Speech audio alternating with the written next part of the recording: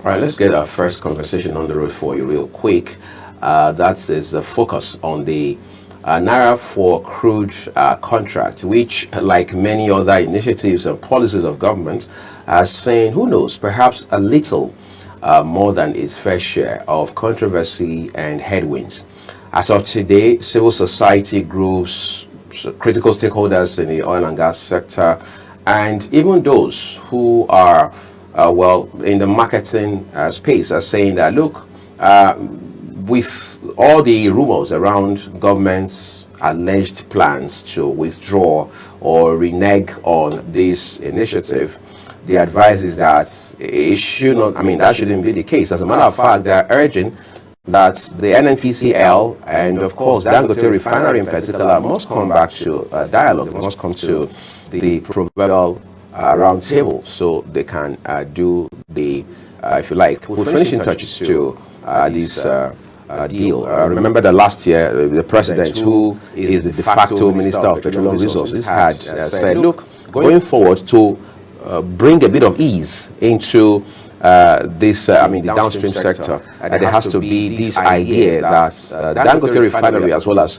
other refineries in this country, should be able to buy crude in Naira as against the practice that had been in place, which was to buy or pay for it in dollar. As it stands today, whether or not the NNPCL comes to this dialogue with Dangote and the other critical stakeholders, what exactly should we be looking forward to, and in what way will these benefit the teeming consumers of petrol in this country, whether individuals, households, or businesses? This morning, we're joined live via Zoom by an energy consultant who is also an expert in the sector, Dr. Wisdom.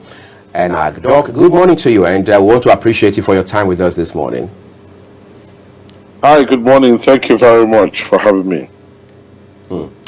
So let's begin with, well, I don't want to call it the elephant in the room, but let's just say the nut of the matter, which is the crude for, Naira for crude deal that is now becoming a talking point as if it was announced just at breakfast time yesterday. What exactly are we dealing with? What are the real issues in the mix of this conversation?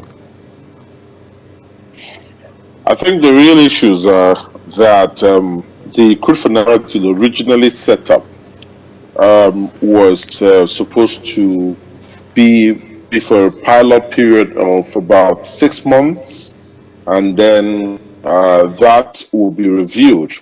And so we've come to the end of the 6 months period, and this is when we're looking at the review. The review, contrary to what was said originally, that this is a discontinuation, it is not. It is actually a review between the NNPCL, the government interests, and other players, which are, of course, meant to represent local refining, like the Dangote refinery, the modular refineries, and other refineries. And I think this is, are we going to sustain the domestic, this domestic supply is in the Naira currency? I think that's one of the things that they're going to be looking at as the firm of the New Deal. The second is, are they going to increase or maintain or decrease the volume that is allotted to the local refineries? And of course, is it going to be a 6 month review period, or is there enough sufficient grounds in the pilot case to increase this period? So essentially, it is not that there was a discontinuation. It's just that a lot of people are, there was some need for that renegotiation with the original contract. But I think what has come out is because of the success that the Dangote refinery in particular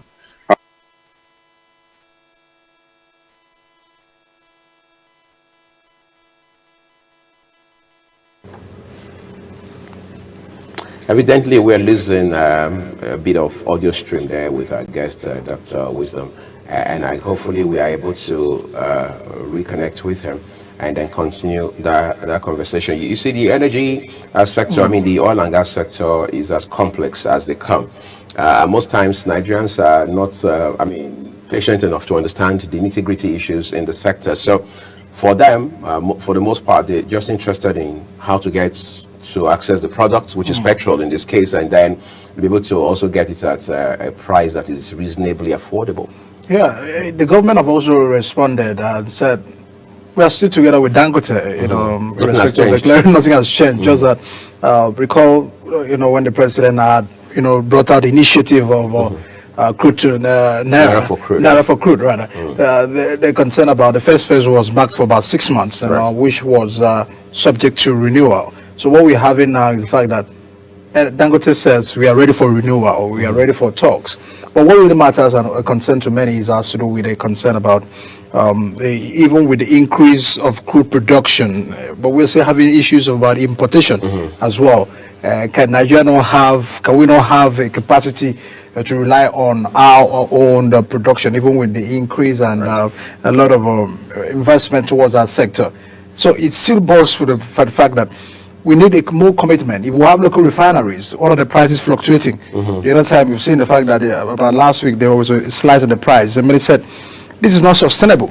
We cannot continue to look at the marketers are losing billions of naira as a result of the fluctuating of price. So if you buy a product at 890 today, and unfortunately there is a price war between Dangote and NNPC, and then the prices drops, who loses? So what are the protection of the marketers as well, in which they have also argued from that angle. So we need more, because free markets sometimes will cause push some problems both to the marketers and the buyers, because it gets to the point that it works with fluctuations. Anything can happen. You wake up the next day, prices skyrocketed to 1,000, the price of fuel reduces to 600 now. So who is at the losing end?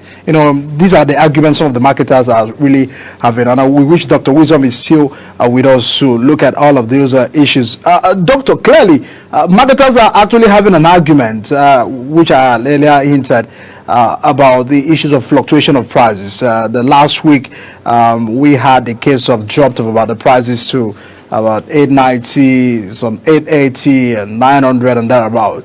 What is your concern? Because marketer says some of us are losing billions of naira due to these fluctuations. Yeah, absolutely. Can you hear me? Yes. Thank you very much. I think absolutely, it's true, but you need to understand that is one of the characteristics of a free market system. Today, they're on the losing end. But there's nothing to say that consumers may not be on the losing end tomorrow. I mean, if the prices are going up, now we have seen it before, Michael, that the trend, sometimes you have a price increase and then someone has bought an inventory for a much lower price, and they simply stop. The moment that price increase is even hinted, the refilling stations will simply stop selling to the public, and then we await the next signal from their head office on what the new pricing will be before they continue. So, in effect, from an economic psychological standpoint, you see that prices reflect immediately upwards and they are very sticky downwards. But be that as it may, it is a characteristic of the free market system. But I think what the different marketers are now asking for is a 6 months stability period for price review. But then that wouldn't be a free market system, because what you're essentially saying with the 6 months review is we're able to actually reduce prices immediately, but we're going to wait 6 months to do so that the marketers are happy. That doesn't class as a free market system, and we need to be careful, because there is a bit of an irony, or best case an oxymoron, when you look at the narrative from the oil marketers. They are saying we need some sort of price control and stability so that they don't lose money, but they're also calling for continued importation. And there's something about the international market. The fuel pricing there is quite erratic, right? On one inventory, you're getting fuel for XYZ prices. On the second inventory, your unit prices are on a different level. It could be going up, it could be going down. So the Dangote even affords a bit of stability more than actually just sourcing from the international market. And the reason you and I may argue that we didn't see that stability in the time past is because the government was paying subsidy. So those undulations were absorbed within the subsidy part itself.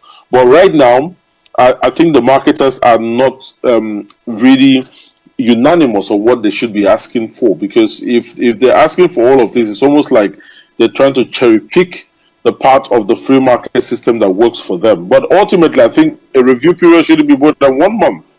1 month is enough to clear your inventory and go back, and then if there's any fluctuation in price, yes, there will be fluctuations in pricing, but it wouldn't be enough to knock them off business, because everyone is clear that anything could change within the space of a month. That's a better balance between their demand and the welfare of the citizens. The sector, don't you feel that this may also discourage further investment? Because if people are having a concern about unpredictable market conditions, what happens to the investors? What happens to those who want to come into the sector? What is your concern about that? All right, the first and I think most important thing that we ought to understand in this market is that there are risks and there are opportunities. So let's do a little bit of a SWOT analysis. A SWOT analysis will look at the strength of the Nigerian market, and the strength is that we have such a huge population and that energy poverty still subsists, meaning that we need a lot of energy. If we look at the weakness within the market, we still have challenges with regulatory oversight. We still have challenges with, getting crude across to the basic refiners. So that's a weakness in the downstream market, and by extension, stability of supply is still a challenge. When you look at opportunities, there's still opportunities for us to, optimize, whether it be cost optimization across the various the refineries or across our delivery value chain. There are opportunities, but the threat continues to be the fact that there are undulations in the market system. So, Michael, it is impossible for you to escape the SWOT of every business. This is just a risk of the business. It is a threat of the business. We are not here as business people to be able to circumvent challenges. We're here to face those challenges, mitigate them, to either avoid reduce the consequences of occurrence to as low as reasonably probable, or even make sure that the event doesn't occur at all. But I think in this case, the best case will be to plan to cushion the effect. Do not forget that it's only a season. So why are we not hearing these complaints when during the timing when the prices were going up? Why is it that now is the time where the marketers are really pressing on for a stability plan? When the consumers were facing this challenge, why were we not hearing this sort of outcry? So it is a SWOT of the business. Either ways, somebody has to face that challenge, either the consumers or the marketers, but they can plan accordingly to make sure that that effect doesn't cushion them. But eliminating that impact, I'm sorry, it's not going to happen. It's part of the risk of the business.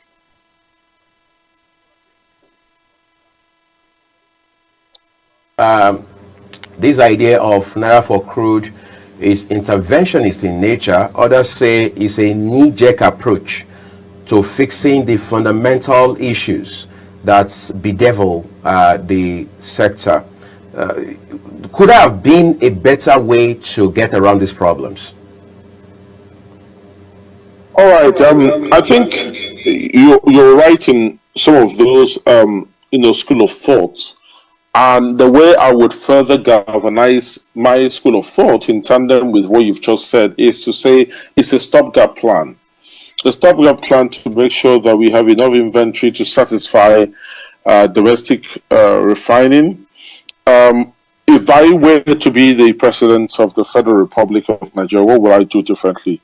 I will introduce a special bid round, and that bid round will be focused on getting bids only from the owners of refineries. And I'll give you context why that is important. So imagine if the Dangote refinery has, they have fields that has been concessioned to them, and they are given the approval to develop those fields. Because they are on the receiving end of trying to source inventory abroad, there's no doubt on my mind that they'll put in the required investments, develop these fields, and they would have both the feedstock and they will now have the, so think about it from end to end. The feedstock will be there from their fields. That means they refine what they produce, and they also have the outlets where they sell both locally and internationally. Now, why is this very important? What you find out is that if you put on Google countries that are the cheapest for PMS and diesel and the rest of the refined products, I think what you're going to find is that countries like Iran, for example, even countries in Africa, some of them, what they're doing is, because they are refining from the fields, the feedstock from the fields that they currently own, they're able to take the very rich profit margins in the upstream and use that to discount the downstream, provide cheaper petroleum products without necessarily getting on a losing end. So what we could find is the Dangote refinery could say, look, the profit margin, if we're producing oil at $30 per barrel in maybe the field, or 35, and we're selling at about 70, that's about double the the production, the profitability. And okay, we are going to refine what we produce to even increase our value chain, but because the margins are so healthy on the upstream side of things, we're not going to really bother about margins on the downstream, or it will reduce our profit margins and then pass on cheaper products to the national market. So I think what I would do as president is, because this has been a success, I will call for a bid round.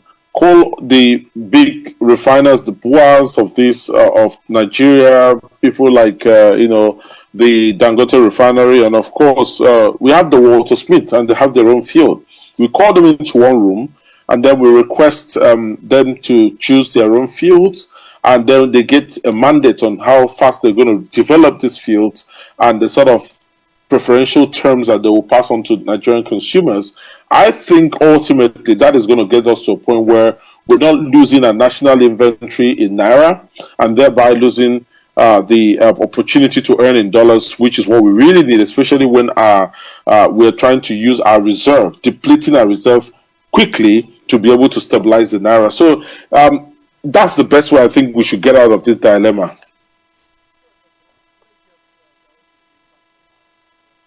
The prices has dropped, but the impact is the same. Cost of transportation has not dropped. You go to the market, the prices of goods are still the same. What significant price can be enough for all of these to drop? Because if we argue that we had the product at 960 and thereabout, but now the product is at 900 or 930, 880, as the case may be, at the different retail stations, but we're still having these issues still remain the same. When Nigerians says, some Nigerians who probably are not having a direct contact with the product, saying that things hasn't changed. We have not felt the impacts about this drop in price. What is your concern about that? Absolutely. I think I'm going to take it from a two-pronged approach. I'm going to lay out the concern that I have, and I'm going to also tell you why I think that is happening. Think about it this way. We're almost constrained to think about transportation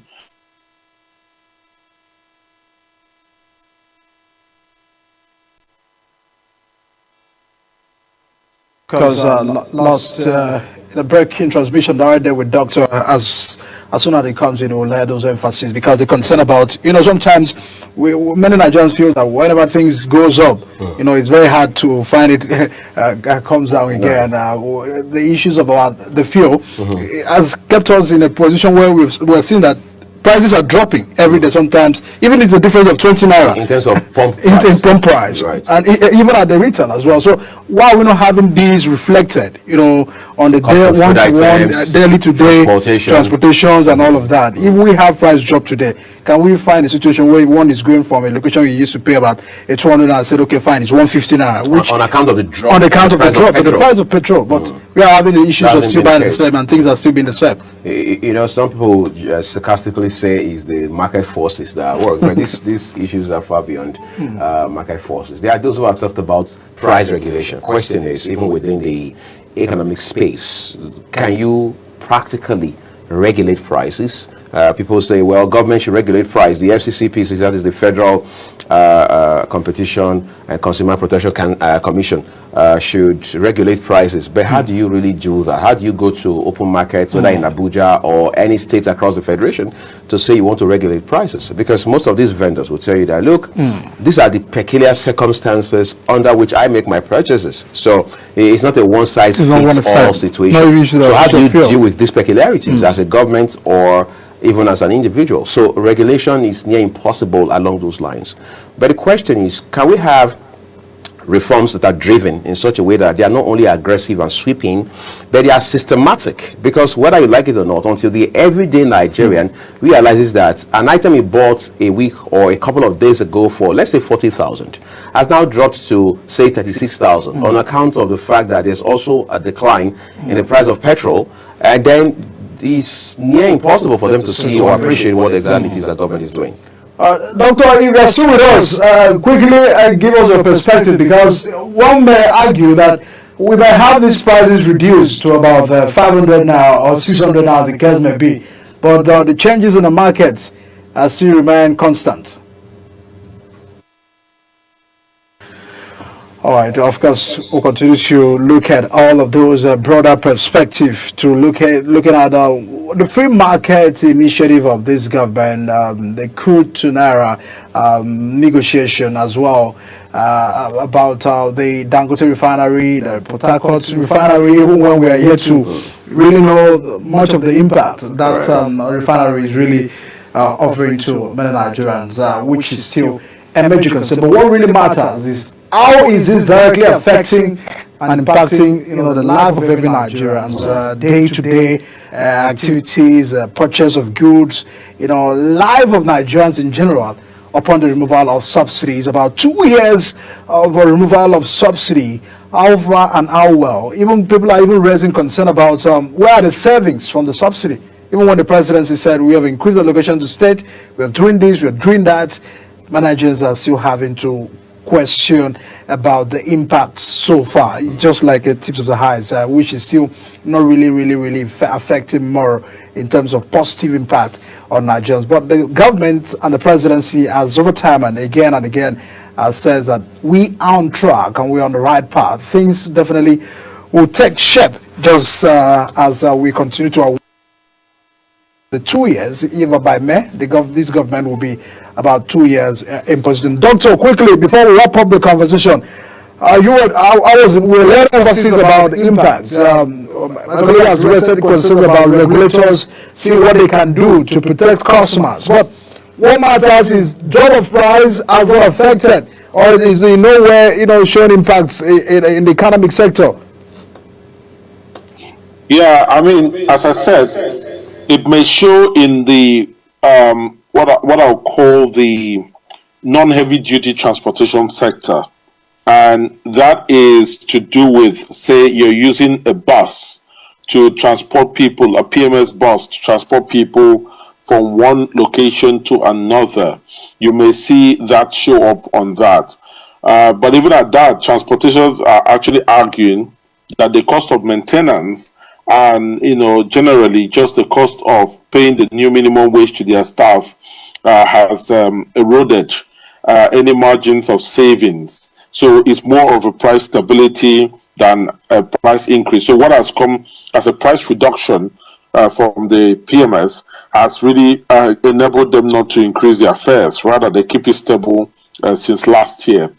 However, what I was trying to say before the network got me off was that if you look at the actual heavy duty transportation sector where you have the trucks, a lot of them use, and even when you look at the food processing centers, a lot of them use diesel. And so if you're looking at the price decrease from PMS, it's not possible to take credit for same in those sectors, because you're looking at diesel being used for a lot of this food processing and the actual truck transportation of food, and not PMS. But ultimately, I think when we get our refining better as we get into the future, I see diesel prices dropping as well massively, and then at some point we'll be able to take credit on our consumer price index. And the other thing is, the final thing I'd like to say is that as I started out saying, the prices reflect immediately upwards. So if there's any fuel price increase, it will reflect on products immediately, but that's taken downwards. And one reason is because the inventory that we're currently selling, right? The price increase is only about a week old, right? A decrease is a week old. Those inventory perhaps were bought to last for a month. So it will only take a cycle of selling off the previous inventory before we even attempt to see any price decrease in the consumer price index. But that is also contingent and subject to the future trend, because if they're about to decrease the price and they notice that the fuel prices are about to go up, then they will not even decrease it again. So that's the complex sort of interaction that affects our consumer price index vis-a-vis the price of PMS.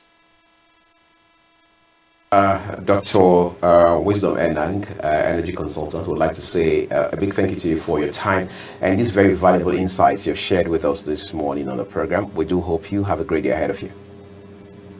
Thank you very much. Enjoy the rest of your day.